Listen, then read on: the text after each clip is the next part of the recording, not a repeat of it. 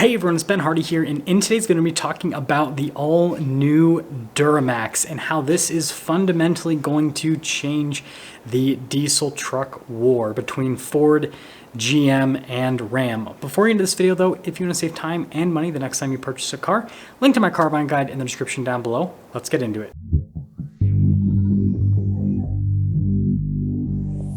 I made a video a few days ago talking about Chevy's new Duramax powertrain for their half-ton truck, and well, as exciting as that is, it's not nearly as exciting as the Duramax that's going to be going in the new Silverado HDs, the 2500 and the 3500, well, and beyond, I suppose.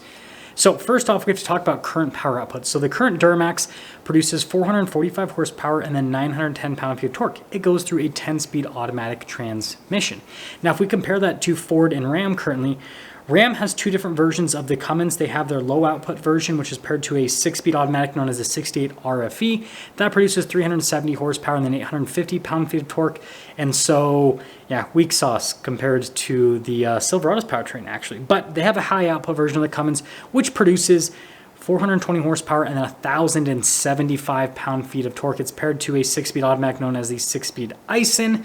And this powertrain can only be had in the Ram 3500. So a Silverado 2500 with the Duramax is actually still kind of like a better diesel truck than a Ram 2500 when you look at it from a power perspective. Obviously, Ram having the 6-speed though is still a little bit of a downside, but it sounds like Ram is going to update that in the near future, but that's a whole nother video.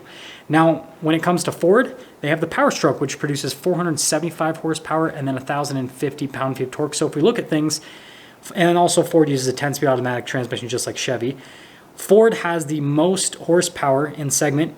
Chevy and Ford both have 10-speed automatics, so they have the most modern transmissions. And then Ram has the most torque in segment, and frankly, they have the most desirable engine from a diesel perspective because the Cummins is a true diesel. It's an inline-six diesel, whereas Ford's V8 Power Stroke and Chevy's V8 Duramax are both gas-converted diesels, which they're both great powertrains, but we do need to make that distinction, right? So, moving on from that to what Chevy's going to be doing with the Duramax. Again, at this point, we don't have anything confirmed, but we have a lot of rumors, and you know, just like other automakers, people aren't exactly good at keeping secrets. And so it sounds like Chevy just wants to destroy Ram and Ford in one fell swoop and just completely change the diesel truck torque / horsepower race, I suppose.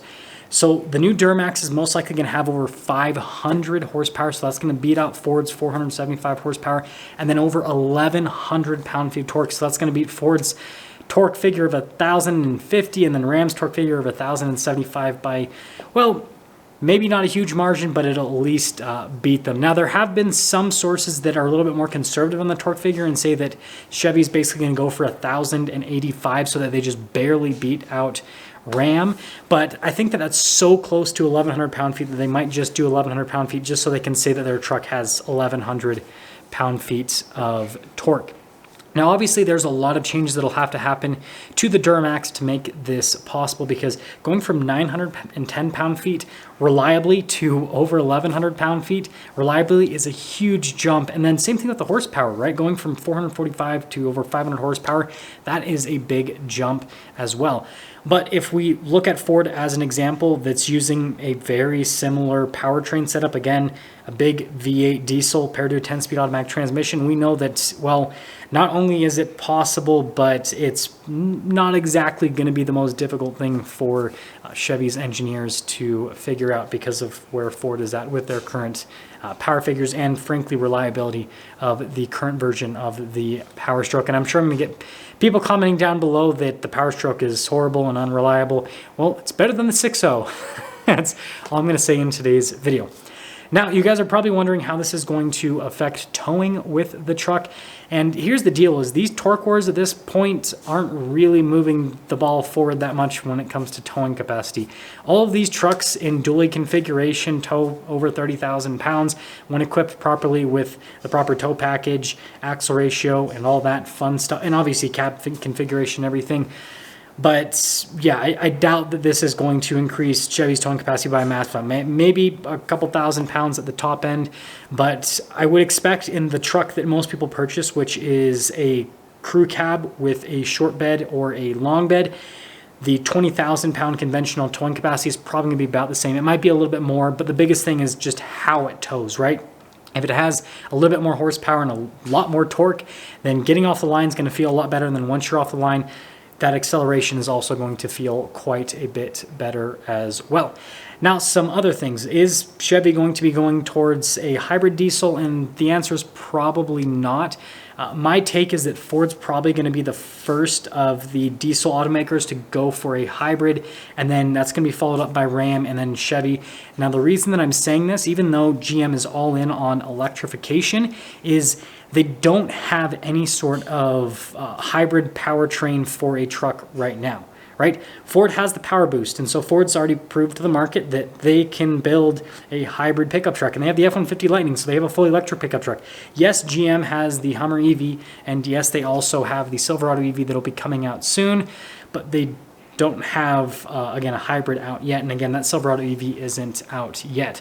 And then from Ram's side of things, the reason why I think they're going to get something out a little bit sooner is because they have a bunch of different hybrid powertrains that are just slowly coming out throughout, not just Ram, but like the Stellantis umbrella, which Ram is under. And so I think they have enough support that something will be able to be developed. And so, yeah, I think that's the order it's going to be in. Anyways, moving along, what this really means and why this is ultimately going to shock Ford and Ram is Chevy has pretty much taken a backseat for such a long time that the whole like towing capacity / torque battle has really just been between Ram and Ford for the last few years. And so this is kind of like a curveball, right? And so I don't think, like, obviously, you know, everyone is talking about this now, and so Ford and Ram kind of know, but until there's like a physical product on the ground, they don't really know, if that makes sense. And so I think this is ultimately going to shock their engineers, and it's going to push both of those manufacturers to up things even more because they want to keep the title. Ford ultimately wants to have like best power in class, best towing capacity in class, whatever, and then Ram always wants to have best torque in class. And so, yeah, I think this is good for everyone. And what I want you guys to let me know is if this is a change that you want, or if you like the current Duramax, because obviously the current Duramax is reliable and it has more than enough power and it's a really good tow truck. And so these changes, you know, although it is flashy and looks exciting, could potentially mess up some things with the truck from a reliability standpoint long-term compared to the current powertrain, right? When you add more power and more torque into an engine, it's always going to potentially cause issues, right?